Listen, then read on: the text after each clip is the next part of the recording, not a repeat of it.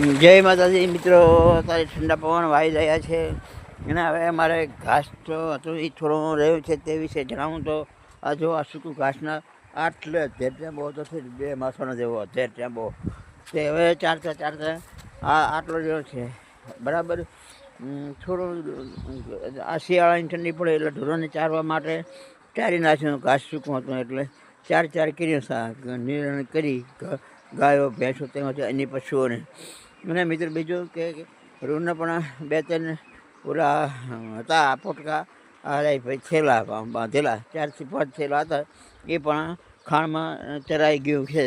ખાણમાં રાંધી અને ખવડાવી દીધું પશુપાલકોને. અને હવે એક આ થેલો અને એક ઓલો થેલો 2 થેલા વધ્યા છે.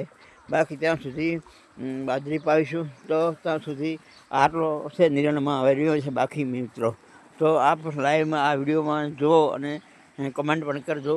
અને એટલા માટે હું તમને લાઈવમાં આ બધું બતાવી રહ્યો છીએ.